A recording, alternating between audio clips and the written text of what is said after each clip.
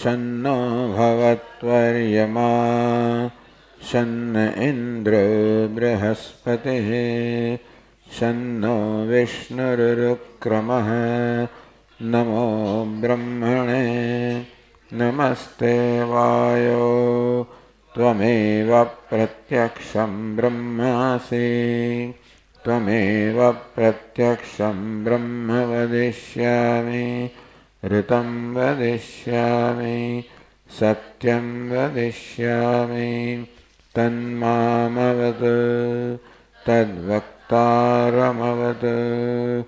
अवतु माम् अवतु वक्तारम् ॐ शान्ति शान्ति ॐ सहना भवतु सहनौ भुनक्तु सह वीर्यङ्करवावहै तेजस्विनावधीतमस्तु मा विद्विषावहै ॐ शान्ति शान्ति ॐ पूर्णमदः पूर्णमिदं पूर्णात् पूर्णमुदच्यते पूर्णस्य पूर्णमादाय पूर्णमेवावशिष्यते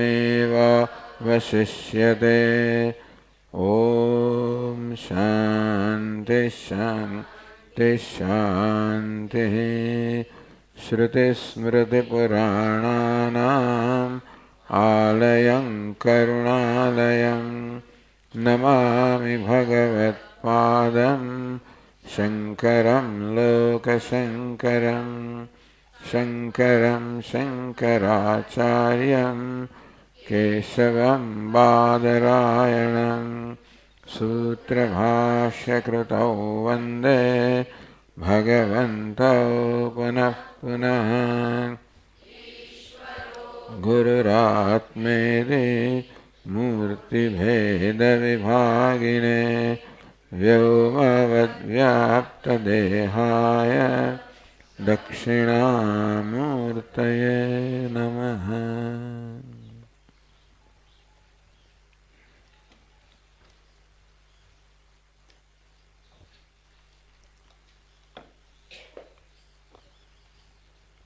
ઉપનિષદનો પાઠ કરીએ.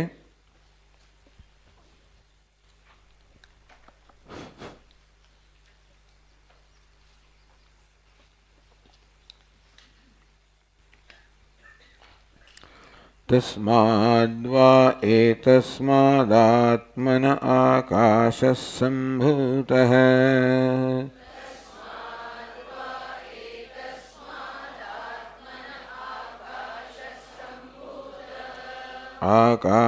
आकाशाद्वायुः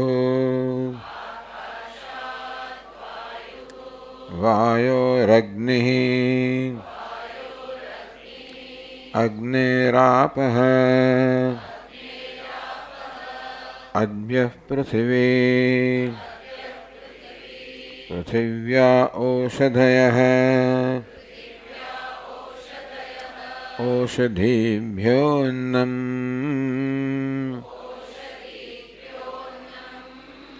अन्नात् पुरुषः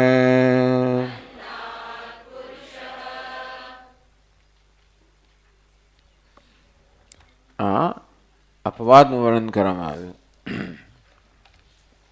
પછી આગળ કહે છે, આગળ વાંચીએ. સવા એષ પુરુષોન્નરસમયઃ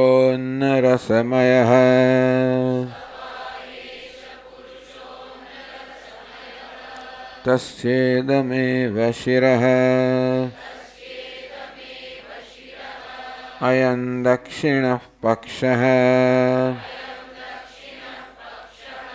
अयमुत्तरः पक्षः अयमात्मा इदं पुच्छं प्रतिष्ठा तदप्येष श्लोको भवति.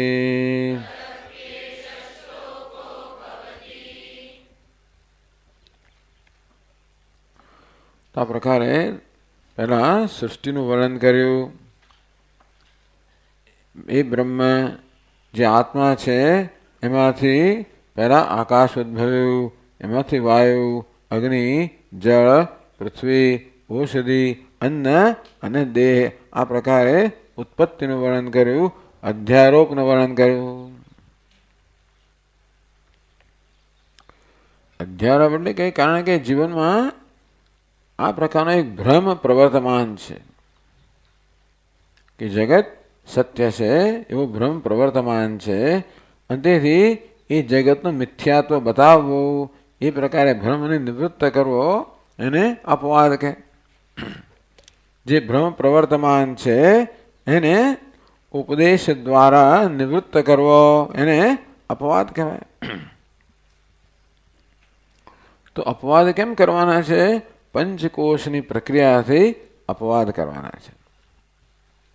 ભાઈ આ શરીર, પહેલાં એમ કહે કે આ શરીર હું છું, પછી પ્રશ્ન પછી કહે કે નહીં આ શરીર હું નથી, હું તો પ્રાણમય છું, પછી કહેવા મનોમય છું, હું વિજ્ઞાનમય છું, હું આનંદમય છું, હું બ્રહ્મ છું. આ પ્રકારે હવે એક પ્રક્રિયા અહીંયા અપનાવવામાં આવી છે. સ્થૂળ સ્તરથી સૂક્ષ્મ અને સૂક્ષ્મતર અને સૂક્ષ્મતમ સ્તર સુધી આપણને લઈ જવા માટે. આપણે જોઈશું કે પહેલા ઉપનિષદ કહે છે કે પહેલા આપણને આવી જાતનો નિશ્ચય થવો જોઈએ કે આ દેહ હું છું, અન્નમય હું છું. એ કે કોઈને કહેવાની જરૂર છે? એ તો છે જ ને. તો કે ના, લોકો એથી પણ ચડી જાય એવા હોય છે. લોકો તો દેહની બહારની વસ્તુને, પુત્રને, પુત્રીને, સંપત્તિને એને આત્મા માનતા હોય છે. કે લોકોનો ભ્રમ એટલો બધો પ્રવર્તમાન છે કે દેહની બહાર જે છે આપણે જાણીએ છીએ કે આત્મા, તો પણ એને આત્મા માનતા હોય છે. બસ સમજાવશે. એટલે એટલી આસક્તિ હોય છે કે મન એમાં ભ્રમણ કરતું હોય છે. આ બધી આસક્તિ કહો કે આત્મભાવ કહો એ બ્રહ્મના જ્ઞાનમાં અવરોધ રૂપ છે. એટલે પહેલાં આપણને એમ કહેવામાં આવે છે કે પહેલાં આ નિશ્ચય કરો કે હું દેહ છું. એને કારણે દેહની બહાર જે કંઈ વસ્તુ છે એ તો હું નથી જ, એ બરોબર દ્રઢ થઈ જાય. હું દેહ છું દ્રઢ થઈ જાય. પછી આગળ આ પ્રકારનો નિશ્ચય કે નહીં હું તો પ્રાણ છું. તો પ્રાણ દેહની અંદર છે, દેહથી સૂક્ષ્મ છે. દેહ જીવંત છે કોને કારણે? પ્રાણને કારણે. એટલે પ્રાણ જ આત્મા કહેવડાવવા યોગ્ય છે. તો હું પ્રાણ છું એવું નિશ્ચય કરો એટલે દેહમાંથી આત્મબુદ્ધિ હટી જાય. તો પહેલાં બહારના પદાર્થોમાંથી આત્મબુદ્ધિ હટાવીને દેહમાં સ્થિર કરો. એ થઈ જાય પછી દેહમાંથી આત્મબુદ્ધિ હટાવીને પ્રાણમાં સ્થિર કરો. બીજો કોષ એ બરોબર દ્રઢ થઈ ગયો. પછી કે નહીં નહીં, તું પ્રાણ નથી, તું તો મન છે. આ પ્રાણનો પણ નિયંત્રણ કરનાર મન છે. પ્રાણથી પણ સૂક્ષ્મ મન છે, એનું નિયામક મન છે. તેથી હું મનોમય છું એવો દ્રઢ નિશ્ચય કરો. તો પ્રાણમાંથી આત્મબુદ્ધિ હટી જાય, વધારે સૂક્ષ્મ બન્યા. હું મનોમય છું આ પ્રકારનો નિશ્ચય દ્રઢ થઈ જાય. ત્યારે કે નહીં નહીં, તું મનોમય, તું તો વિજ્ઞાનમય છું, તું તો બુદ્ધિ છે.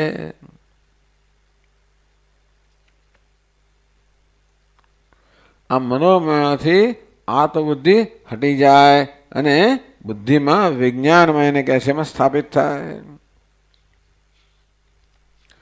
એ દ્રઢ થઈ ગયો તો કે નહીં નહીં, તું તો વિજ્ઞાનમય પણ નથી, તું આનંદમય છે. કે વિજ્ઞાનમય કરતા પણ અંદર એને પણ સૂક્ષ્મ આનંદમય છે. હું આનંદમય છું એવું દ્રઢ થાય એટલે વિજ્ઞાનમયમાંથી આત્મબુદ્ધિ હટી જાય. તો કે નહીં નહીં, હું આનંદમય, હું બ્રહ્મ છું.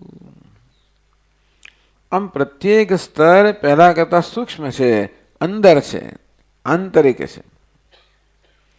આ પ્રકારે એક યાત્રા કરવાની છે, સાધનારૂપી યાત્રા, જ્યાં આપણો અહંભાવ બહારના સ્થૂળ કોષોમાંથી નિવૃત્ત થતા થતા છેવટે સૂક્ષ્મતર સૂક્ષ્મતમમાં સ્થાપિત થાય અને છેલ્લે બ્રહ્મ જે સૂક્ષ્મતમ છે એમાં સ્થાપિત થાય. એ વાત શંકરાચાર્ય સરસ રીતે કરે છે અહીંયા ભાષ્યમાં.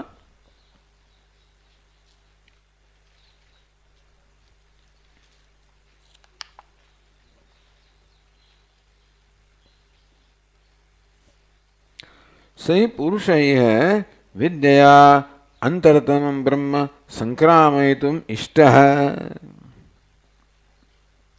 आ पुरुष છે, આ સાધક છે. વિદ્યા વિવેકથી, જ્ઞાનથી, અંતરતમ બ્રહ્મ સંક્રામયિતુમ ઇષ્ટ હૈ. સુધી ઈચ્છે છે કે આપણે આ મનુષ્યને ધીમે ધીમે ધીમે એની વૃત્તિને અંતર્મુખ બનાવે. કહેવામાં આવે ને કે બહિર્મુખતા હોય તો જ્ઞાન ન થાય, વૃત્તિને અંતર્મુખ બનાવવી જોઈએ. તો ઉપનિષદ ઈચ્છે છે કે આ સાધકની બુદ્ધિ અંતર્મુખ બને. તસ્ય ચ બાહ્યાકાર વિશેષેષુ અનાત્મસુ આત્મભાવેતા બુદ્ધિ. એની બુદ્ધિ અત્યારે તો આ બહારના સ્થૂળ સ્તર છે એને આત્મા માનનારી છે. એટલે એક એવી પ્રક્રિયા એને આપવી જેનું આલંબન લઈને એ ધીમે ધીમે ધીમે આંતરિક યાત્રા કરી શકે. સહસા અંતરતમ પ્રત્યેગાત્મિષ્યા નિરાલંબના ચ કર્તુમ અશક્ય. સીધું જ કહી દે કે તું બ્રહ્મ છે, તો જે સ્થૂળ દેહને આત્મા માનનારો છે અને કહો તું બ્રહ્મ છે, તો એ જલ્દીથી એ વસ્તુ એનામાં દ્રઢ થતી નથી. એટલે એને ક્રમે ક્રમે કહે સ્થૂળ દેહ છે નહીં, તું તો પ્રાણમય છે, હો મનોમય છે, વિજ્ઞાનમય છે, આનંદમય છે, બ્રહ્મ છે. એ પ્રકારે ક્રમે ક્રમે ક્રમે એની બુદ્ધિને અંતર્મુખ બનાવવાની પ્રક્રિયા છે. इति दृष्ट शरीरात्म सामान्य कल्पनाया शाखा चंद्र न्याय दर्शन शाखा चंद्र दर्शनवत. બધું કઈ બરાબર છપાયું નથી. નિદર્શન છે, હા. શાખા ચંદ્ર નિદર્શનવત. તો બીજનો ચંદ્રમાં હોય જે સીધે જોવો અત્યંત મુશ્કેલ છે, કોઈને બતાવવો હોય, ચારે બાજુ બાઘા મારતો હોય, એને બીજનો ચંદ્ર બતાવવો હોય તો સીધો બતાવીએ તો કદાચ એને દેખાય નહીં, બહુ સૂક્ષ્મ હોય છે. એટલે પેલા કે જો તને ઝાડ દેખાય તો કે હા, સ્થૂળ વસ્તુ. પછી કે જો એના ઉપર પેલી ડાળ તો કે હા એ દેખાય, જરા સૂક્ષ્મ. એ ડાળની જો બરોબર એના છેડે જે પેલો પાંદડાનો ઝુમખો જે દેખાય છે તો કે હા બરોબર એની ઉપર જો હવે જો ચંદ્રમા છે.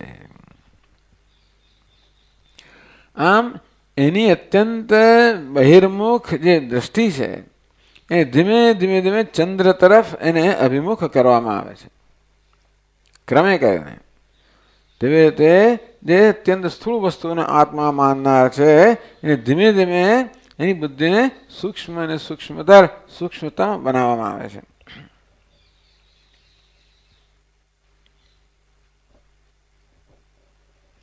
તસ્ય ઇદમેવ શિરઃ. એટલે શું કરે છે?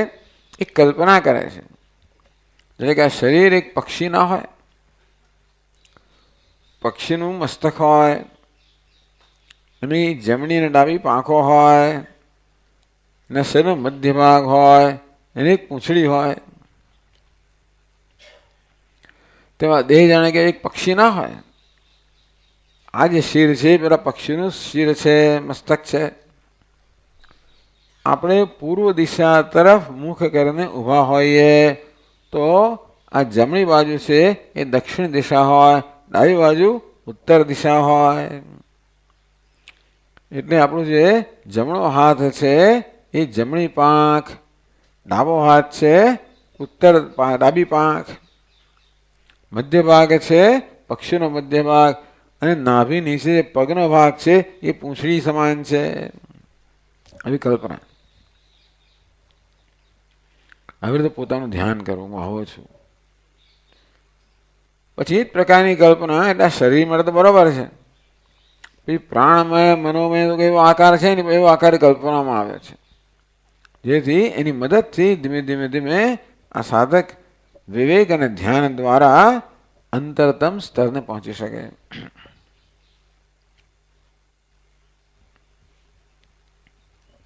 તો હવે ચાલો આપણે આગળ આ ગ્રંથને વાંચીએ.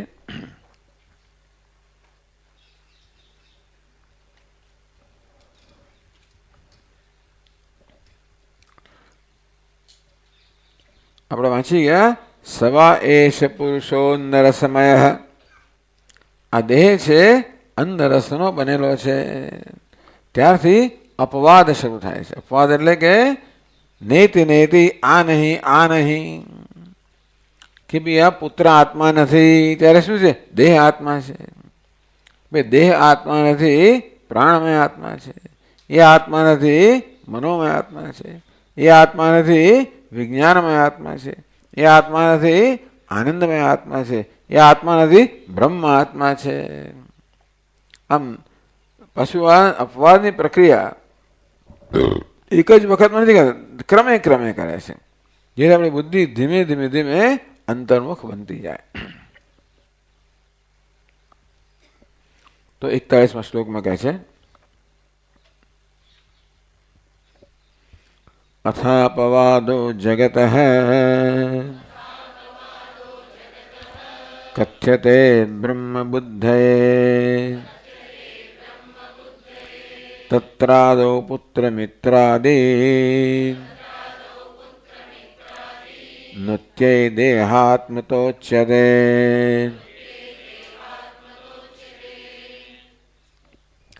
એટલે ત્યાર પછી અધ્યારોપ કર્યા પછી હોય ત્યાર પછી જગત હે બ્રહ્મ બુદ્ધે જગત હે અપવાદ હે કથ્યતે. હવે જગતની સૃષ્ટિ દ્વારા અધ્યારોપ તો કયો, હવે એ જગતનો અપવાદ કે જો ભાઈ બ્રહ્મરૂપી અધિષ્ઠાન પર આ જગતનો અધ્યારોપ થયો નામ રૂપાત્મક. હવે નામરૂપ તો મિથ્યા છે એમ કરીને એનો અપવાદ કરવામાં આવે એટલે પાછા બ્રહ્મરૂપી અધિષ્ઠાનને પ્રાપ્ત કરીએ. પહેલા વર્ણન કરવામાં આવે કે અસ્થિભાતી પ્રિય પર આ નામરૂપનો અધ્યારોપ થયો, કે જે માટી પર આ નામરૂપનો અધ્યારોપ થયો, આ ઘડો તૈયાર થયો. પછી કહેવાય કે નહીં નહીં, આ ઘડો નથી, આ તો માટી. ઘડો મિથ્યા છે, નામરૂપ મિથ્યા છે, માટી સત્ય છે. એ ઘડો હાથમાં હોય તો કહેવું પડે. એટલે પહેલા આપણને વર્ણન કરે કે ઘડો કેવી રીતે બન્યો, એમ કરીને માટી પર કેવી રીતે નામનો અધ્યારોપ થયો એ પહેલા વર્ણન કરે. પછી મને સમજ પડી ગઈ કે આ ઘડો કેમ બને. તો કે ભાઈ અક્કલ, આ ઘડો નથી, આ ઘડા નામરૂપ મિથ્યા છે. સત્ય શું છે? મૃત્તિકાય ત્યેવ સત્યમ, માટી સત્ય છે. ત્યારે મને ટ્યુબલાઇટ થઈ ગયા, વાત બરોબર છે. અધ્યારોપ પછી અપવાદ. અથ જગત અપવાદ કથ્યતે. આ જગતનો અપવાદ, જગત મિથ્યા છે, અનાત્મા મિથ્યા છે, એ પ્રકારનો અપવાદ થાય છે, નિષેધ થાય છે. શેના માટે? વેદાંતિ લોકો, તમને લોકોને જગત માટે આટલો વિરોધ કેમ છે? મિથ્યા મિથ્યા કહીને કેમ એને તિરસ્કાર કરો તમે લોકો? તો ના, તિરસ્કાર નથી કરતા, જગતનો કોઈ વિરોધ નથી. શેના માટે? બ્રહ્મ બુદ્ધે, અમને બ્રહ્મ માટે બુદ્ધિ છે ભાઈ. અદ્વિતીય બ્રહ્મ જ્ઞાનાય. બ્રહ્મ બુદ્ધ એટલે અદ્વિતીય બ્રહ્મનું જ્ઞાન થાય એ માટે આ અપવાદ કરવામાં આવે છે, જગતનો તિરસ્કાર કરવા માટે નહીં. જગતને મિથ્યા કહ્યું એનો અર્થ નહીં કે જગતને તિરસ્કાર થાય, એ તો માત્ર હકીકત છે કે મિથ્યા છે. આ ઘડો મિથ્યા છે એમ કહીએ અને માટી સત્ય છે, એને એટલે આપણને ઘડા માટે કંઈક પૂર્વગ્રહ છે, દ્વેષ છે એવું નથી. ઘડો જે છે તે આપણે કહીએ છીએ ને મિથ્યા છે એટલે નથી કે ખરાબ છે ને ખોટો છે ને ફેંકી દો ને તોડી નાખો, એનું એવું પ્રયોજન નથી. માત્ર જે છે એને સમજવું જરૂરી છે, કારણ કે જે છે એના વિશે આપણે ભ્રમ ધરાવીએ છીએ, ખોટી સમજ ધરાવીએ છીએ, માટે સાચી સમજ જરૂરી છે. બસ અજ્ઞાનને કારણે ખોટી સમજ લઈને આપણે જન્મેલા છીએ અને માટે આપણામાં સાચી સમજ જન્માવાનું મહત્વનું છે.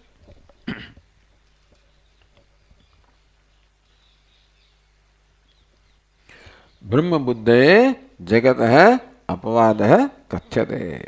અદ્વિતીય બ્રહ્મનું જ્ઞાન જન્માવા માટે આ જગતનો અપવાદ કે એનું મિથ્યાત્વ નિશ્ચય આપણને કહેવામાં આવે છે.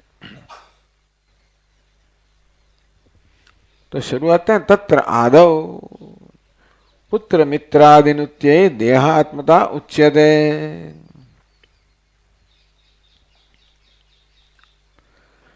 સવા એશ પુરુષ અન્નરસમય. આત્મા તો અન્નરસમય છે. આત્મા અન્નરસનો બનેલો આત્મા દેહ આત્મા છે એમ કહે છે. શાસ્ત્ર પોતે જ કહે છે કે દેહ આત્મા છે. એવું કેમ કહે છે? પુત્ર મિત્રાદિ નૃત્ય, નુદ ધાતુ છે, નૃત્ય શબ્દ બન્યો. નૃત્ય નુદ એટલે ધકેલવું, ધકેલવા માટે એટલે કે દૂર કરવા માટે. પુત્ર મિત્રાદિ નૃત્ય, લોકોને પુત્રને મિત્રમાં આત્મબુદ્ધિ હોય છે. એ પુત્ર મિત્ર વગેરે બહારના જે પદાર્થો છે એમાંથી આત્મબુદ્ધિ હટાવવા માટે આ દેહ આત્મા છે એવું કહેવામાં આવે છે. એટલે ઘણા લોકો એમ માને છે કે જો ઉપનિષદ તમારું કહે છે કે દેહ આત્મા છે. અરે ના ભાઈ, ઉપનિષદ શું કહે છે? દેહ આત્મા છે. કેમ કહે છે? એટલે પુત્ર આત્મા નથી એમ કહેવાનો હેતુ છે. દેહ આત્મા છે એવું કહેવાનો હેતુ નથી, પુત્ર આત્મા નથી એવું કહેવાનો હેતુ છે. પછી આગળ જઈને એમ કહે કે પ્રાણમય આત્મા છે, તો પ્રાણમય આત્મા છે એ કહેવાનો હેતુ નથી, આ દેહ આત્મા નથી એ કહેવાનો હેતુ છે. સમજ પડે ને? બાકી લોકો પેલા આવા વાક્યો લઈ લઈને કહેજો તમારું ઉપનિષદ જ કહે છે કે સવાય પુરુષો અન્નરસમય, અન્નરસમય આત્મા છે. જો ઉપનિષદ કહે છે કે શરીર આત્મા છે. હવે અડધું પડધું વાંચો, એક વાક્ય આમથી લો ને બીજું વાક્ય તેમથી લો ને પછી એમાંથી તમે કંઈક સિદ્ધાંત બનાવો, પરંતુ સમગ્રતયા અધ્યયન થવું જોઈએ. તો જ આપણને દરેક વાક્યનું તાત્પર્ય સમજાય, નહીં તો ન સમજાય.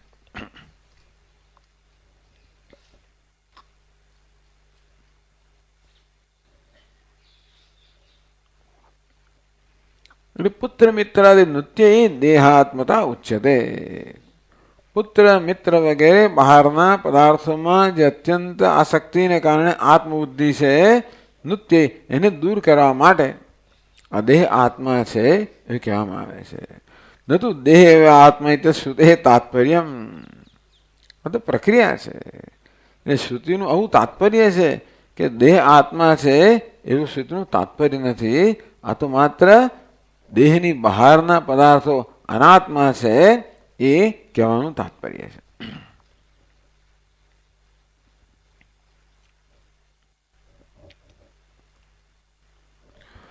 નું પુત્રાદિશુ કથમ આત્મદા પ્રસક્તા. ભાઈ તમને એવું કોણે કહ્યું? એવું કોણ કહે પુત્ર આત્મા છે? તું કહેતું નથી.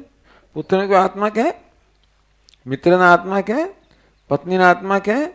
ધન સંપત્તિને કોઈ આત્મા કહે? એ નિવૃત્ત્યર્થ શ્રુતિ હતી. નિવૃત્તિ કોની કરવાની હોય? જેમાં પ્રવૃત્તિ હોય એની. નિષેધ કોનો કરવાનો હોય? જેમાં આ પ્રસંગ હોય તેનો.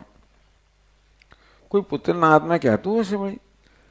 શા માટે શ્રુતિ એમ કહે છે કે પુત્ર આત્મા નથી? કોણ કહે છે કે આત્મા? હું કહેતો હોઉં તો જ કહેવાનો પ્રશ્ન છે ને. આમ ના કરીશ, હું ક્યાં કરું છું? ઘણી વાર આવો નિષેધ કરવામાં આવે, અપ્રસક્ત, જેનો પ્રસંગ નથી એવો નિષેધ કરવામાં આવે. તો કે નહીં નહીં, લોકો પુત્રને આત્મા કહેતા હોય છે. તું કદાચ નહીં કહેતા હોઉં, થોડો વધારે બુદ્ધિશાળી હોય, વિવેકી હોય, પણ ઘણા બધા લોકો કહેનારા હોય છે. પુત્ર વિશેષક આત્મત્વ પ્રકારક લૌકિક વિભ્રમ અનુવાદિન્યા, કે લોકોમાં આ પ્રકારનો ભ્રમ પ્રવર્તમાન છે કે પોતાના પુત્રને આત્મા માનતા હોય છે. એનો અનુવાદ ઉપનિષદમાં વેદમાં જ કરવામાં આવ્યો. તો 42માં શ્લોકમાં કહે છે, આત્મા વૈ પુત્ર નામાસી, આત્મા વૈ પુત્ર નામાસીતિ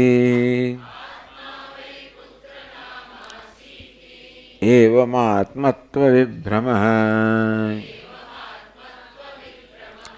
લૌકિકો નુદ્યતે પુત્રે શ્રુત્યા યુક્તિશ્ચ વિદ્યતે.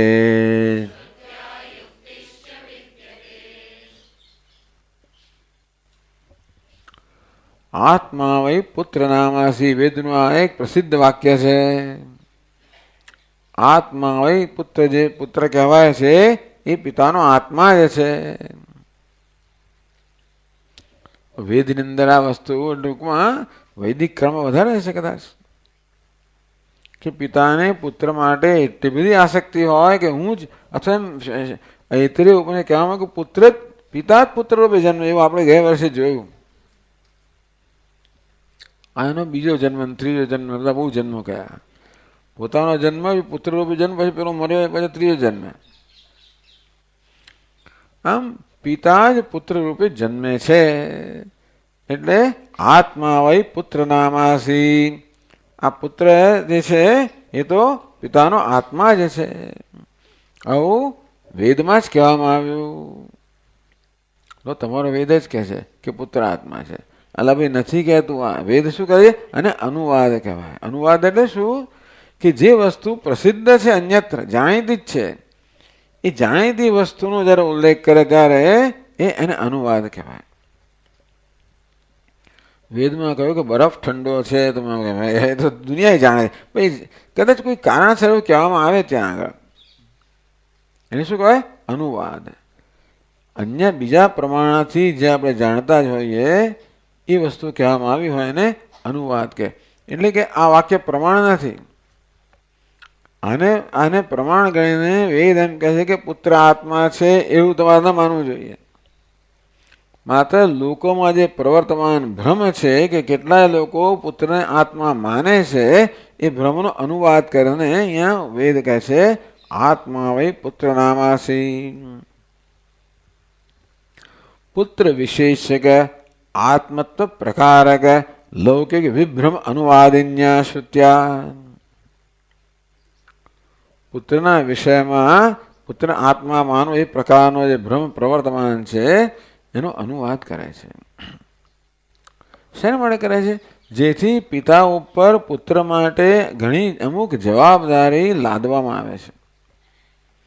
તું જ જન્મે છો પુત્ર રૂપે, એમ એને કહેવામાં આવે. માટે એની દેખભાળ કરવી, એને સારા સંસ્કાર આપવા, એની ઉછેર બરાબર કરવો એ પિતાની જવાબદારી છે. અને જો તું પિતાનો આત્મા છું, મારે પિતાની સંભાળ લેવી અને પિતાની પાછળ પછી બધા શ્રાદ્ધાદિ કર્મ કરવા એ પુત્રની જવાબદારી છે. આ પ્રકારે પિતા અને પુત્રની જવાબદારી સ્થાપિત કરવા માટે જે પ્રવર્તમાન વિભ્રમ છે એનો અનુવાદ શ્રુતિ કરે છે.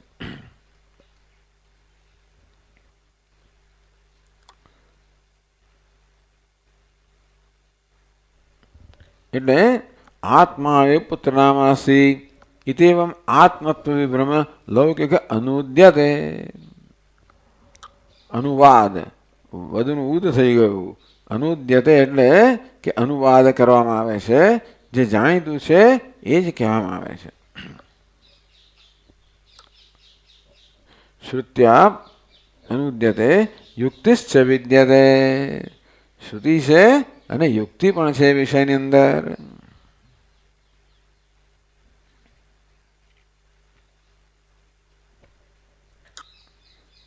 અત્રયમ પ્રયોગ પુત્ર ભાર્યાદિ આત્મા ભવિતુમ અર્હતિ અહમ પ્રતીતિ વિષયત્વાદ. જો તમારી ટિપ્પણી જો 42માં શ્લોકની, બરોબર, નીચે 43માં પાના પર અનુદ્યનો ઠેકા અનુદ્યતે એમ પાઠ પણ અહીં પુત્ર ભાર્યાદેહી આત્મા ભવિતુમ અર્હતિ અહમ પ્રતીતિ વિષયત્વાત વ્યતિરેકે ઘટાદિવત. આમ અનુમાન પ્રયોગ છે. આવું તો લખી દીધું હમણાં. આ જે ટીકા છે ને સંસ્કૃતની, એનો ઘણો બધો અંશ આ ગુજરાતીમાં છે. બહુ સરસ કામ કર્યું છે. એટલે એની અવતરણિકા પણ આપે, આવી બધી ટિપ્પણી પણ આપે, અન્વય આપે. હા,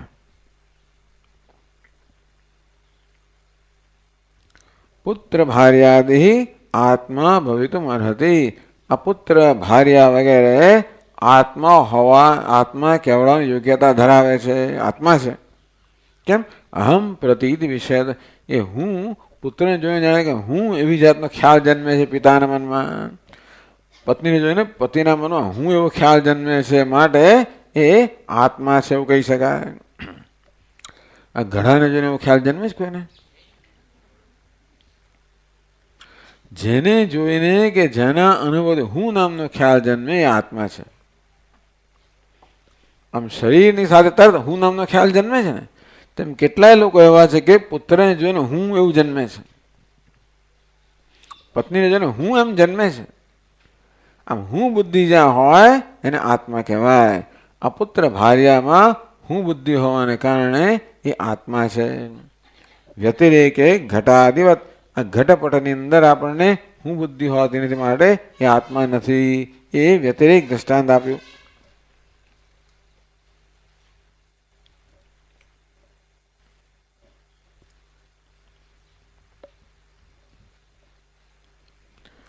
અહમ પ્રતિનિધિ વિષયત્વ અસિદ્ધમ. એવું કોને કહ્યું ભાઈ કે પુત્ર એટલે હું અને આ ભાર્યા એટલે હું? એવું ક્યાં તમે જોયું કે પુત્રે પુષ્ટે અહમ પુષ્ટ ઇત્યાદિ પ્રતિનિધિ વિષયત્વસ્ય લોક સિદ્ધત્વે બી દુનિયામાં પ્રસિદ્ધ છે. કદાચ પુત્ર હું એમ ન કહેતા હોય પણ વર્તે છે એ રીતે. એટલે કહે છે 43માં શ્લોકમાં, સાકલ્યમ પુત્ર ભાર્યાદેહ વૈકલ્યમ ચાત્મનીક્ષ્યતે ઇત્યાહ ભાષ્યકૃત્તેન પુત્રેસ્તિ સ્વાત્મતા ભ્રમઃ.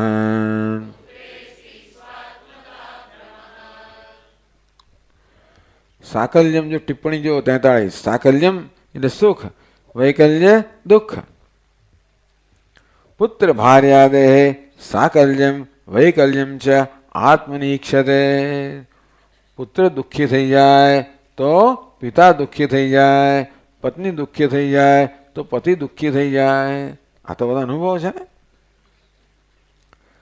અને પુત્ર પહેલો નામ લાવે તો પિતાની છાતી ફૂલી જાય, પત્ની કંઈક કામ કરી આવે તો પતિની છાતી ફૂલી જાય. એટલે કહે છે પુત્રે રૂગણે અહમ રૂગ્ણ ઇતિ. બિચારા પુત્રને કે રોગ થયો હોય તો પિતાને માતાને થતો હોય છે ને, તો મને થઈ ગયો.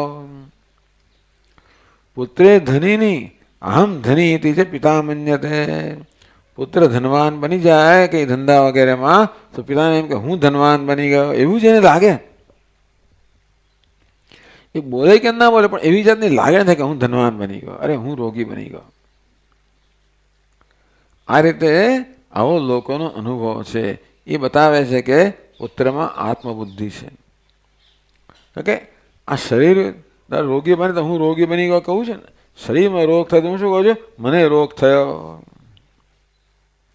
શરીર સ્વસ્થ હોય તો હું સ્વસ્થ છું. એટલે શું કહેવાય? શરીરમાં આપણે આત્મા માનીએ છીએ ત્યારે ને થાય છે રોગ તો શરીરમાં, તો હું શું કહું છું? મને રોગ થયો, હું સ્વસ્થ છું, હું ફૂલ્યો, હું સંકોચાયો વગેરે. તેવી રીતે પુત્ર પુષ્ટ બને અને હું પુષ્ટ બન્યો, પુત્ર ધનવાન બને, હું ધનવાન બન્યો, પુત્ર સફળ થાય, હું સફળ થયો. આવું લાગણી થાય એનો થાય કે પુત્રમાં આત્મબુદ્ધિ છે. અને ભાષ્યકારમાં આ વસ્તુ કહે છે, ઇત્યાહ ભાષ્યકૃત. શંકરાચાર્ય મહારાજ પણ કહે છે, અધ્યાસો નામ અતસ્મિન તદબુદ્ધિ દેવોચામ. આ ક્યાં કહે છે? અધ્યાસ ભાષ્યમાં કહે છે. અધ્યાસો નામ અતસ્મિન તદ્દર જુદી વ્યાખ્યાઓ કરે છે. તો હા ભાઈ બી વ્યાખ્યા કરી. અધ્યાસો નામ અતસ્મિન તદબુદ્ધિ. તસ્મિન એટલે તે, અતસ્મિન એટલે જે તે નથી, તેમાં તે તદબુદ્ધિ તે બુદ્ધિ. જે વસ્તુ નથી એમાં એ પ્રકારની બુદ્ધિ. જે સર્પ નથી એ રજ્જુમાં સર્પ બુદ્ધિ. એને શું કહેવાય? અધ્યાસ. છિપોલી જે ચાંદી નથી એમાં ચાંદી બુદ્ધિને શું કહેવાય? અધ્યાસ. તમ પુત્ર જે આત્મા નથી એમાં આત્મબુદ્ધિને શું કહેવાય? અધ્યાસ.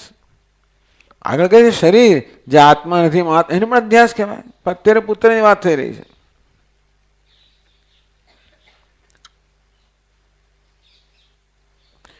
તો એટલે ભાષ્યકાર કહે છે તદ્યથા પુત્ર દ્રષ્ટાંત આપે. અધ્યાસનું ભાષ્યકાર દ્રષ્ટાંત આપે છે ત્યાં. તદ્યથા પુત્ર ભાર્યાદિષુ વિકલેષુ સકલેષુ વા અહમેવ વિકલ સકલો વાયતિ બાહ્ય ધર્માન આત્મની અધ્યસ્યતિ. પુત્ર ભાર્યા વિકલ હોય, સકલ હોય, દુઃખી હોય, સુખી હોય તો પોતે દુઃખી છે, પોતે સુખી છે એવું અનુભવે છે, એવી લાગણી અનુભવે છે. એમ કરીને એમના સુખ દુઃખનો પોતાના પર અધ્યારોપ કરે છે. અને કહેવાય અધ્યાસ. અધ્યાસ કરે છે. બાહ્ય ધર્માન આત્મને અધ્યસ્યતિ. બાહ્ય વસ્તુના ધર્મને પોતાના પર આરોપિત કરે છે. ઇતિ અધ્યાસ ભાષ્યગત વાક્ય છે.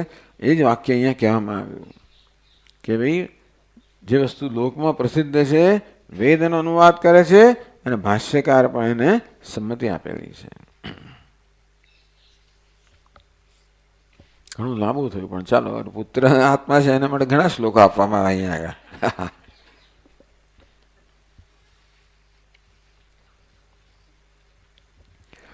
પુત્ર છે કારણ કે એ જરા અઘરું છે લોકોને સમજવું. દેહ આત્મા છે બધા સમજે છે, પુત્ર આત્મા છે એ કેવી રીતે, એટલે એને માટે આટલી સમજની જરૂર પડે, આટલી ચર્ચાની જરૂર પડે. પુત્રસ્ય અધ્યસ્થાત્મત્વે ઐતરેય વચનપ્યાહ. આગળ ઐતરેય ઉપનિષદમાં પણ આ કહેવામાં આવ્યું કે પિતા જ પુત્ર રૂપે બીજો જન્મ લે છે. તો કહે છે 44મા શ્લોકમાં, સોસ્યાયમાત્મા પુણ્યેભ્યઃ પ્રતિધીયતે ઇત્યદઃ વચો વક્ત્યૈતરેયોતઃ સ્વાત્મતા ભ્રમ એવ હિ.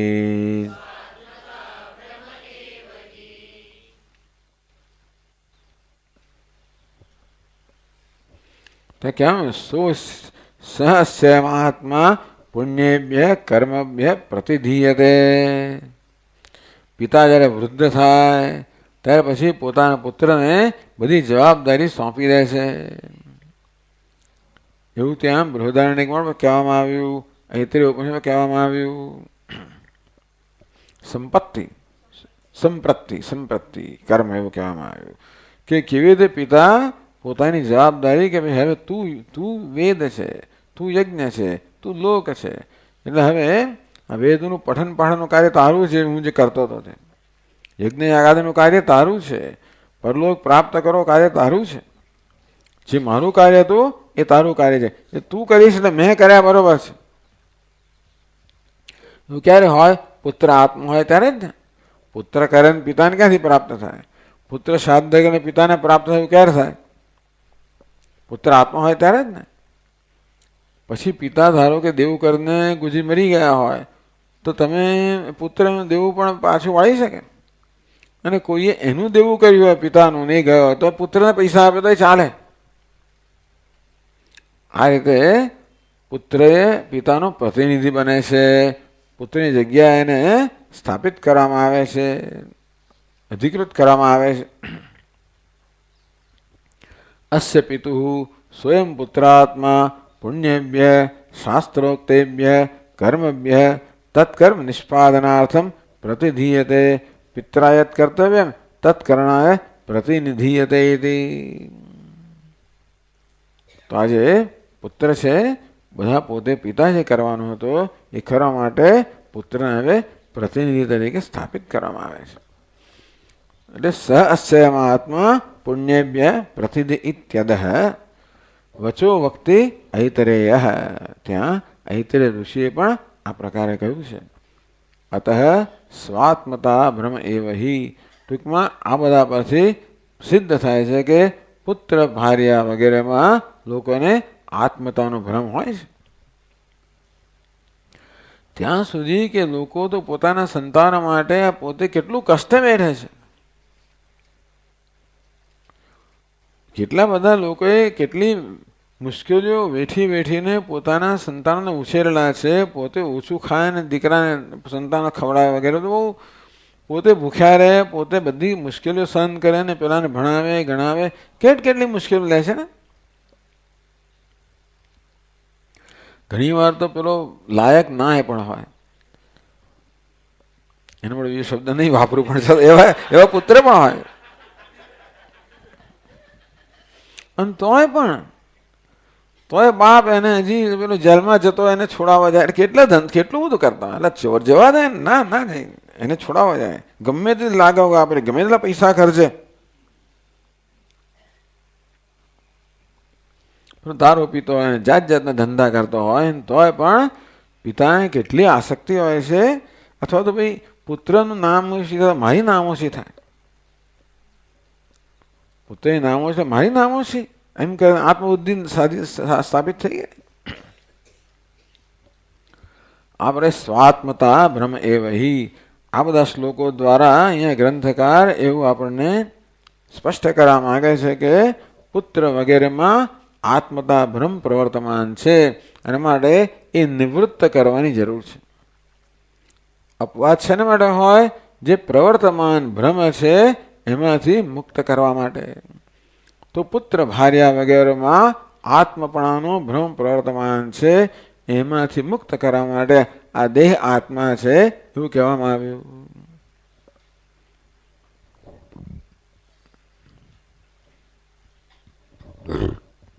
પ્રકૃત શ્રુત્યુક્ત દેહાત્મતામ ઉપસંહરતી.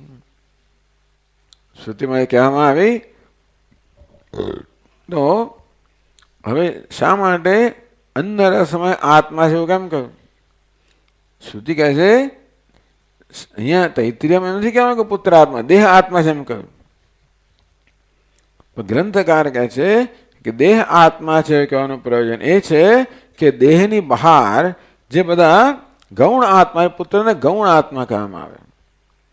આ દેહને મિથ્યા આત્મા કહેવામાં આવ્યો, સચ્ચિદાનંદને મુખ્ય આત્મા કહેવામાં આવ્યો. આત્મા ત્યાં પંચદશીમાં આવું સમજાવવામાં આવ્યું. ગૌણ આત્મા, મિથ્યા આત્મા અને મુખ્ય આત્મા. આપણે જાણીએ છીએ કે આ પુત્ર તો હું છતાંય પણ તમે જો સ્વાતંત્ર્યની લડત વખતે કેટલા લોકો પોતાના પ્રાણ આપે છે ને. સ્વતંત્રતા આપણે પ્રાણ આપી દીધા દેશ માટે. દેશમાં આત્મબુદ્ધિ થઈ ને. પોતાના પ્રાણ કરતા દેશ પ્યારો છે. તેથી આ બધી વસ્તુ જોવામાં આવે છે કે કેવી રીતે લોકોમાં આ અન્યત્ર આત્મત્વ બુદ્ધિ હોય છે. તો આ બધાનો નિરાશ કરવા માટે ઉપનિષદ કહે છે કે દેહ આત્મા છે. એ વાત 45મા શ્લોકમાં કહે છે. एवं विदसितुं देहस्यैव आत्मत्वमिह एवात्ममिहोच्यते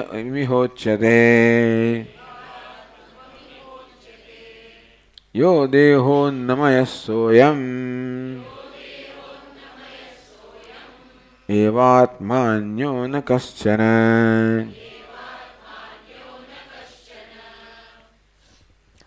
एवं विदसितुम एवं पुत्रादौ आत्मभ्रम एवं सती એવું સમજવાનું આપણે એવમ સતી એક સતી સમજવાનું એટલે એતમ પણ એવું એક પાઠ છે એતમ વિદસિતુમ આનો વિનાશ કરવા માટે એનો નિરાશ કરવા માટે એનો નિષેધ કરવા માટે એમાંથી ભ્રમને નિવૃત્ત કરવા માટે એવમ ગણીએ તો એવમ સતી સમજવાનું एवं पुत्रादौ आत्मत्व विभ्रमे सिद्धे सती आ प्रकारे पुत्र वगैरह में आत्मत्व भ्रम है ये आगाना श्लोकों थी सिद्ध करामां आव्युं युक्ति में सिद्ध करामां आव्युं तम व्युदसितुं तन निराशार्थम एनो निराश करवा माटे निषेध करवा माटे पुत्र वगैरह मांथी आत्मबुद्धि मांथी मुक्त थवा माटे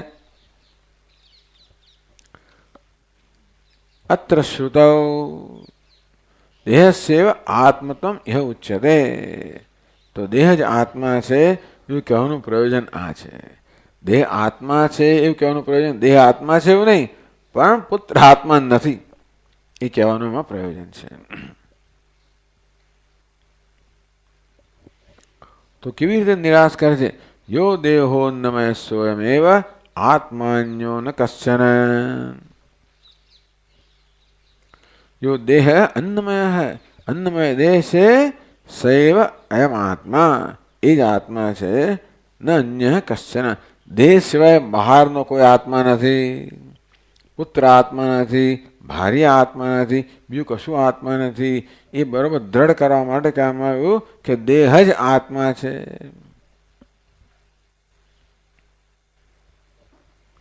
आटलुं समझी गया ने कि देह आत्मा है एवुं कहेवानुं प्रयोजन नहीं पण देहनी बहारनी कशी वस्तु आत्मा नहीं ये कहेवानुं प्रयोजन है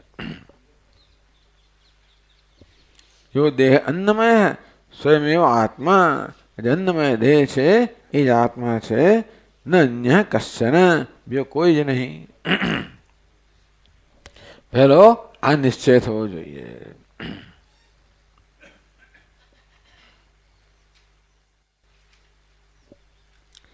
मम पुत्र मदीया भार्या भेदभानेन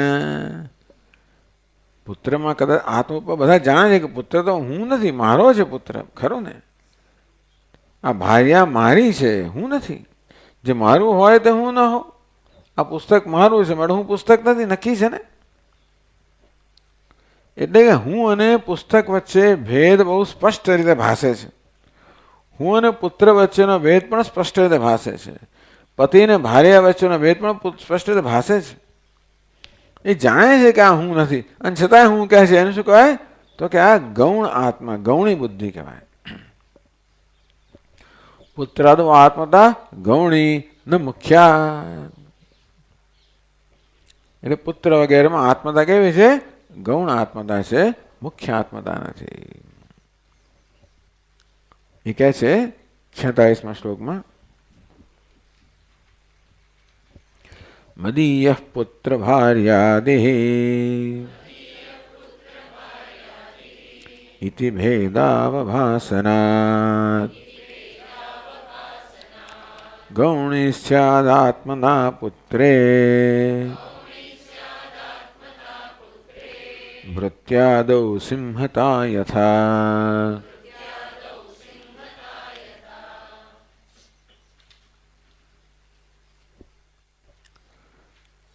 मदीय पुत्र है पछी मदीय भार्या कहवाय हाँ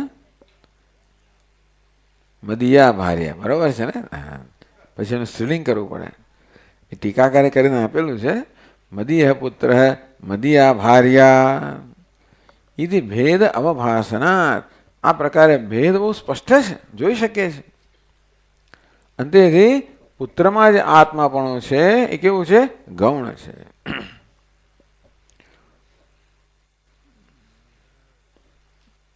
પુત્રે આત્મતા ગૌણી સ્યાદ. પુત્રમાં આત્માપણું ગૌણ છે. કોઈ ગુણ પર આધારિત હોય ને એને ગૌણ કહેવાય. દ્રષ્ટાંત આપ્યું, ભૃત્યાદૌ સિંહતા યથા અતિશૂર ભૃત્ય બોધયિતુમ. ઘણા પોતાનો નોકર છે ને એના પર બહુ પ્રેમ હોય છે. ઘણા વર્ષોનો જૂનો નોકર હોય અને બહુ વફાદાર હોય અને બહુ શૂરવીર હોય, બલિષ્ઠ હોય, તો ઘણા કે આ તો સિંહ છે, સિંહ. ભૃત્યાદૌ સિંહતા યથા. પોતાનું ભૃત્ય હોય, નોકર હોય, પુત્ર હોય કે બીજો કોઈ હોય જેને કે આ સિંહ છે. સિંહો દેવદત્ત. આ દેવદત્ત સિંહ છે. લાયન ફલાણા ફલાણા એવું કહે આ લોકો. બધાએ જોશે કે આ સિંહ નથી ભાઈ, આ તો માણસ છે. તો એને સિંહ કેમ કહે છે? સિંહનો કોઈ ગુણ એ ધરાવે છે માટે. સિંહ કેવો છે? એમાં નિર્ભયતા છે, શુરવીરતા છે, બલિષ્ઠતા છે. એવી નિર્ભયતા કે શુરવીરતા કે બલિષ્ઠતા ધરાવનારું કોઈ હોય તો આપણે એને ગૌણ અર્થમાં સિંહ કહીએ. જોઈએ છે કે સિંહ નથી, સ્પષ્ટ છે, છતાંય કહીએ છીએ સિંહનો કોઈ ગુણ એમાં વિદ્યમાન છે. એને ધ્યાનમાં લઈને એને ગૌણ પ્રયોગ કહેવામાં આવે છે. એટલે શબ્દોનો એક આવો ગૌણ અર્થ થાય. ગૌણ અર્થ, મુખ્ય અર્થ, લક્ષ્યાર્થ. ગૌણ અર્થ, મુખ્ય અર્થ કે વાચ્યાર્થ અને લક્ષ્યાર્થ, આવા ત્રણ અર્થ કરવામાં આવે છે. સિંહ ભૃત્યો ભેદસ્ય સ્પષ્ટત્વાદ અયમ પ્રયોગ ગૌણ ઇતિ ઉચ્યતે. સિંહ નોકરનો ભેદ બહુ સ્પષ્ટ છે, નહીં તો એ ઉભો જ ના રહે ત્યાં. ખરેખર નોકર સિંહ હોય તો શેઠ પણ ઉભો ના રહે ત્યાં, બરાબર ને? એટલે સિંહ નોકર છે ને ભેદ બહુ સ્પષ્ટ છે, અને છતાં એને સિંહ કહેવામાં આવે છે. એ ગૌણ પ્રયોગ છે.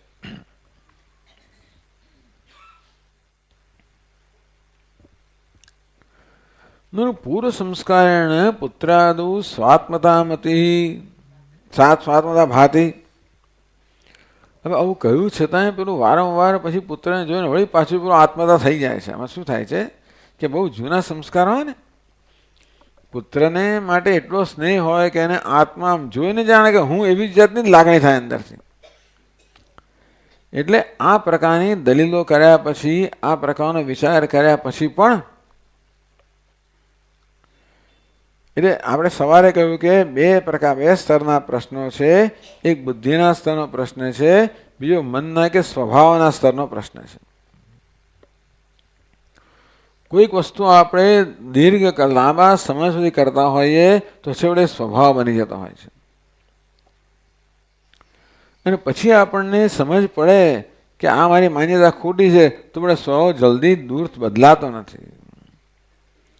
આપણે 100 કિલોમીટરની ઝડપે ગાડી ચલાવતા હોઈએ અને એકદમ ભાન થયું કે ખોટી દિશામાં જઈ રહ્યો છું તો કે તરત ગાડી વળાવી ન શકાય.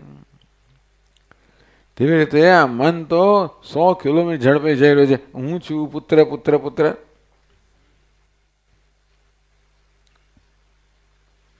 યમ પ્રવ્રજંત મનુપેતમપેદ કૃત્યમ દ્વૈપાયનો વિરહ કાતર આજુહાવ પુત્રેદિ તન્મયતા. તો જો જ્યારે વેદવ્યાસ ભગવાનના આવું છે ને, વેદવ્યાસને વ્યાસ ભગવાનનો પુત્ર, એમનો પુત્ર કોણ? સુખદેવજી. એ તો ઉઠીને ચાલ્યા ગયા, 16 વર્ષના. કોઈ સંસ્કાર કર્યા નથી, હજી તો એમની યજ્ઞોપવિત નથી આપ્યું, કોઈ કર્મ કશું કર્યું નથી, છતાં કર્મ ત્યાગ કરી નાખ્યો. જઈ રહ્યા છે. પિતાને એટલો બધો સ્નેહ છે. પુત્ર પુત્ર પુત્ર જઈ રહ્યો, પાછું જોતોય નથી. અને પિતા પાછળ જઈ રહ્યા, પુત્ર પુત્ર કરતા. તો સુખદેવજી તો ઉત્તર નથી આપતા, પણ પેલા વૃક્ષો ઉત્તર આપે છે. કેમ કે સર્વભૂત હૃદયમ, બધા હૃદયમાં નિવાસ કરનારા સુખદેવજી છે. એટલે એમને બદલે પેલા વૃક્ષો જવાબ આપે છે. એટલે પુત્ર માટે આ પ્રકારની લાગણી બહુ પ્રસિદ્ધ છે. દશરથાએ પ્રાણ ત્યાગી દીધો ને, પોતાના પુત્રના વિરહમાં દશરથ રાજાએ પ્રાણ ત્યાગી દીધો. એટલે પ્રાણ કરતા પણ પુત્ર પ્રિય છે, નક્કી થઈ ગયું. પૂર્વ વાસનયા દશરથ રાજાને કહો કે ભાઈ આ રામ તો પુત્ર છે, એ આત્મા નથી, એ સમજે ખરા, પણ વળી પાછું રામને જોયું અને પાછું પેલું થઈ જાય. પૂર્વ સંસ્કારેણ પુત્રાદૌ સ્વાત્મતા ભાતિ સચ સંસ્કાર કથમ નિવર્ષ્યતિ. એ સંસ્કારને નિવૃત્ત કેમ કરવો? મનમાં જે સંસ્કાર પડી ગયા હોય એને કેમ નિવૃત્ત કરવા? યોગથી. બે વસ્તુ કઈ? વિચાર અને યોગ, વિવેક અને યોગ. આ વિચાર કહેવામાં આવ્યો કે પુત્ર મારો છે, હું પુત્ર નથી. એ પ્રકારે પુત્રને હું વચ્ચેનો ભેદ સ્પષ્ટ છે, માટે હું પુત્ર નથી. જે મારું હોય તે હું નથી, બરોબર છે. અને છતાંય પણ પેલા જૂની ટેવને કારણે પુત્રમાં આત્મબુદ્ધિ થઈ જતી હોય તો શું કરવાનું? ઇતિ અપેક્ષયા દેહાત્મતા ધ્યાનમ તન્નિવર્તકમ. એટલે કહે છે કે ભાઈ તમે હું દેહ છું એવું ધ્યાન કરો. હું પુત્ર છું એવું ધ્યાન અત્યાર સુધી કર્યું છે ને. આવા પુત્રમાં આત્માપણાના સંસ્કાર આટલા દ્રઢ ક્યાં થઈ ગયા? કારણ કે આ પુત્ર હું છું એ પ્રકારનું ધ્યાન ક્યાંય સુધી કરેલું છે. એટલે મનમાં એ પ્રકારની વાસના એકદમ દ્રઢ થઈ ગઈ છે. એટલે આપણે એક નવી વાસના સ્થાપિત કરવી પડે, નવા સંસ્કાર જન્મવા પડે કે હું દેહ છું, હું દેહ છું, હું દેહ છું. છેવટે તો હું બ્રહ્મ છું આપણે કરવા પડે. એ હું બ્રહ્મ છું કરતા પહેલા હું દેહ છું તો કરીએ તો આમાંથી છૂટીએ. દેહાત્મતા ધ્યાનમ તન નિવર્તકમ.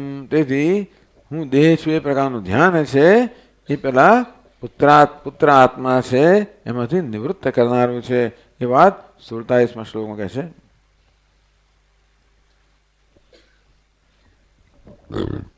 પૂર્વવાસનયા પુત્રે સ્વાત્મતા ભાતિ ચેત પુનઃ તદ્વાસનાપનુત્યર્થમ દેહાત્મત્વમુપાસ્યતામ.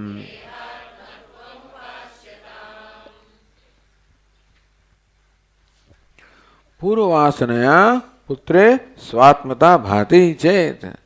જો આવી તમારી મુશ્કેલી હોય કે પૂર્વની દ્રઢ વાસનાને કારણે હું સમજ્યો છું બુદ્ધિથી કે આ પુત્ર હું નથી, પણ લાગણીના સ્તરે જેવું થતું નથી.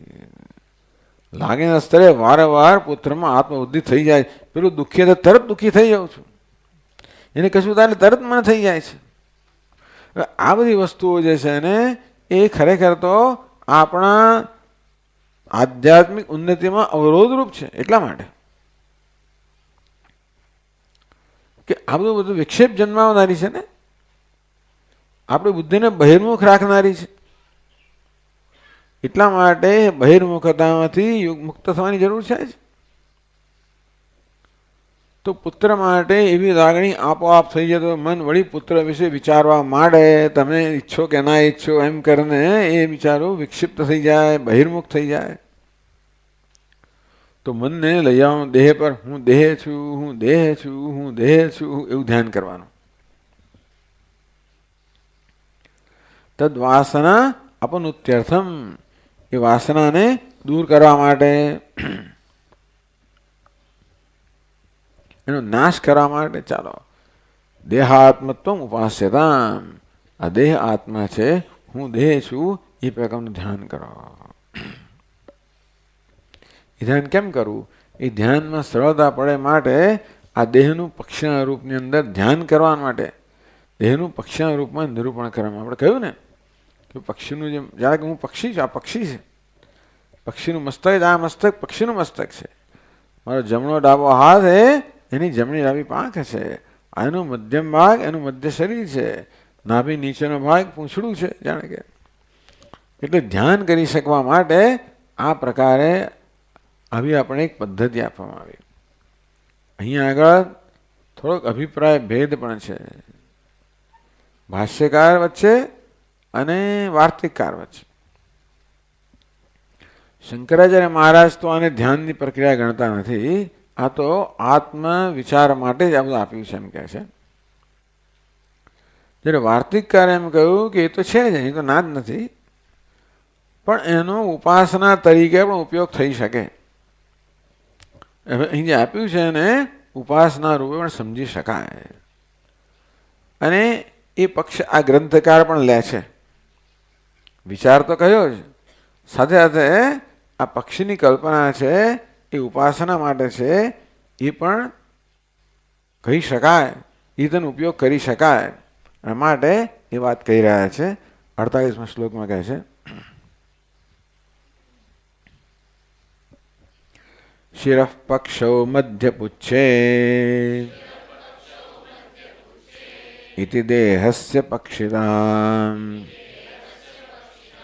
ધ્યાત્વા તન્નિષ્ઠતામ પ્રાપ્ય ત્યજેત પુત્રાત્મતા શ્રુતિમ.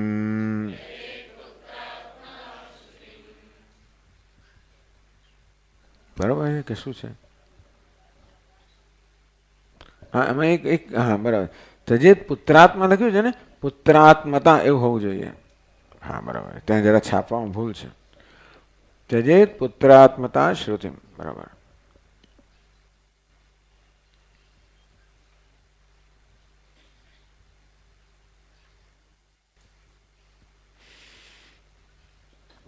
તો ઇદમ પ્રસિદ્ધમ શિરઃ શિરસ્ત્વેન. આપણું જે શિર છે, મસ્તક છે, એ જ પક્ષીનું મસ્તક છે. પૂર્વાભિમુખસ્ય દક્ષિણોત્તર બાહુ છે દક્ષિણોત્તર પક્ષત્વેન. હું પૂર્વ અભિમુખ હોઉં તો મારો જમણો હાથ છે એ પક્ષીની જમણી પાંખ છે, ડાબો હાથ છે એની ડાબી પાંખ છે. દક્ષિણ અને ઉત્તર એટલે જમણા ડાબનો દક્ષિણ ઉત્તર એવા શબ્દનો પ્રયોગ છે. દક્ષિણ ક્યારે આવે? જમણી બાજુ આવે. હું પૂર્વને મુખ કરીને પૂર્વાભિમુખ હોઉં તો. મધ્ય ભાગને આત્મા કહેવામાં આવ્યો. આ દેહને મધ્ય ભાગને આત્મા કેમ કહ્યો? કે એની સાથે બધા જોડાયેલા છે. આપણો મધ્ય ભાગ છે એમાંથી આ બધા જ હાથ પગ મસ્તક બધા જે આપણા અંગ છે એ બધા બધાનો આધાર અહીંયા છે ને, એટલે દેહને આત્મા કહેવામાં આવે. મધ્ય ભાગને મધ્ય ભાગમ છે આત્મત્વેન નાભે અધસ્તાદ ભાગમ છે પુચ્છત્વેન. આપણો પગનો નીચ ભાગ છે ને પુચ્છની સાથે સરખામાં પુચ્છ કહેવામાં આવ્યું. ભાવયન દેહસ્ય પક્ષી રૂપતામ ધ્યાત્વા. તો એ આપણે ધ્યાનમાં સરળતા પડે એ માટે આ દેહને એક પક્ષી સાથે સરખાવવામાં આવ્યો. આ કે રૂપક કહેવાય. પક્ષીનું એક રૂપક આપવામાં આવ્યું. દેહસ્ય પક્ષી રૂપતામ ધ્યાત્વા. આમ પક્ષી રૂપ આ દેહ છે એવું દેહનું ધ્યાન કરે ને, એમાં અહમ બુદ્ધિ સ્થાપિત કરે ને, કે ધ્યાન નિષ્ઠતામ પ્રાપ્ય. ધ્યાન નિષ્ઠતામ પ્રાપ્ય એ ધ્યાનમાં નિષ્ઠા પ્રાપ્ત કરવી જોઈએ કે હું દેહ છું એ બરોબર ખ્યાલ દ્રઢ થઈ જવો જોઈએ. એની વાસના દ્રઢ થઈ જવી જોઈએ, જેથી પેલી વાસના જતી રહે. ત્યજેત પુત્રાત્મતા શ્રુતિમ. અને પછી પેલી પુત્રાત્મતા, પુત્રમાં જે આત્મતા છે એનો ત્યાગ કરો. ત્યાગ થઈ જશે, એ જ ત્યાગ થશે. અયમ ભાવ ધ્યાનેન પુત્રાત્મતા સંસ્કાર નિવૃત્તો પુત્રાત્મતા બોધક શ્રુતિ ત્યાગ ફલતી. શ્રુતિ ભલે કહેતી હોય આત્મા વય પુત્ર નામાસી, પણ નહીં, એનો ત્યાગ કરી દો. હું દેહ છું એ પ્રકારે ધ્યાનમાં દ્રઢતા મેળવીને પુત્ર આત્મા છે એ પ્રકારના વાસનાનો ત્યાગ કરો.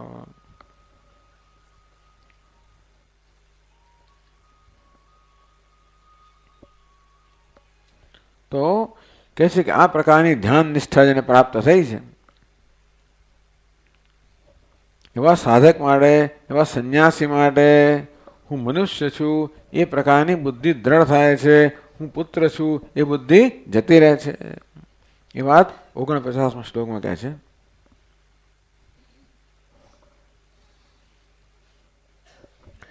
धीर्मनुष्योऽहमित्यस्ते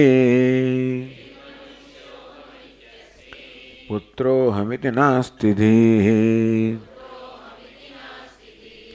विकारोऽस्ति परिव्राजः न पुत्रसुखदुःखयोः।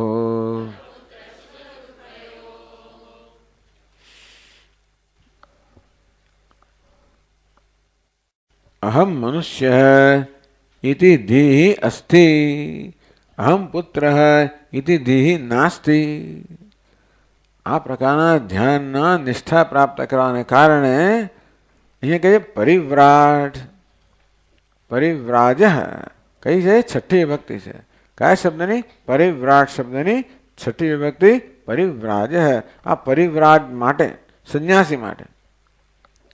એટલે અહીંયા આગળ જાણે કે ગ્રંથકાર એવું સૂચન કરે છે કે આવું ધ્યાન કરવા માટે તો સંન્યાસ જોઈએ, એટલે કે ટૂંકમાં બીજું કશું જ કરવાનું ના હોય, અને તો પછી એક ધારો ધ્યાન તમે દીર્ઘકાળ સુધી કરો તો આ પ્રકારની નિષ્ઠા પ્રાપ્ત થાય.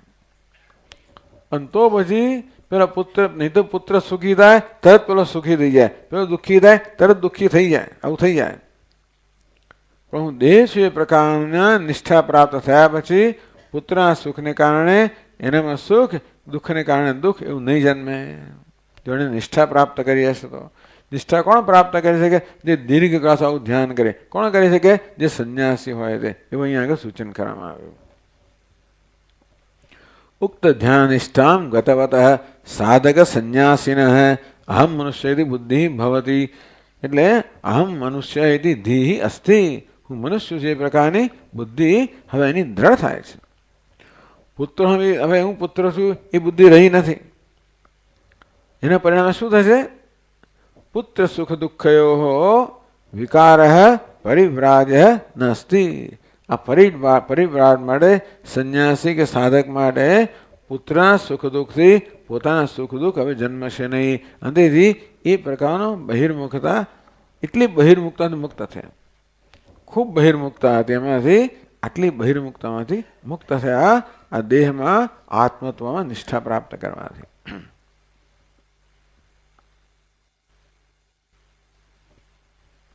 ચાલો આપણે અત્યારે આગળ પછી કરશું. ઓમ પૂર્ણમદ પૂર્ણમિદમ પૂર્ણાત પૂર્ણમુદચ્યતે પૂર્ણસ્ય પૂર્ણમવશિષ્યતે. ઓમ શાંતિ શાંતિ શાંતિ.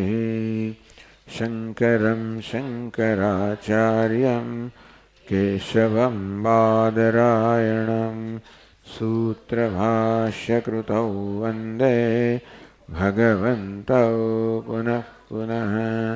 ઈશ્વરો ગુરુરાત્મેતિ મૂર્તિભેદવિભાગિને વ્યોમવદ્વ્યાપ્તદેહાય દક્ષિણામૂર્તયે નમઃ. ઓમ શાંતિ શાંતિ શાંતિ. હરિ ઓમ. શ્રી ગુરુભ્યો નમઃ. હરિ ઓમ.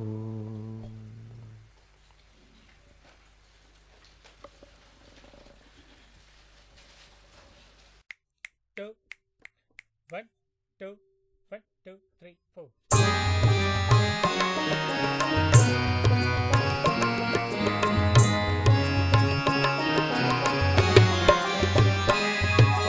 जय जगदीश्वरी माता सरस्वती शरणागत प्रतिपालनहारी. जय जगदीश्वरी माता सरस्वती शरणागत प्रतिपालनहारी. जय जगदीश्वरी माता सरस्वती शरणागत प्रतिपालनहारी.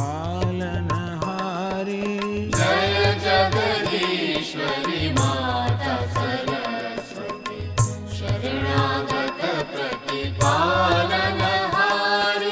चन्द्रबिम्ब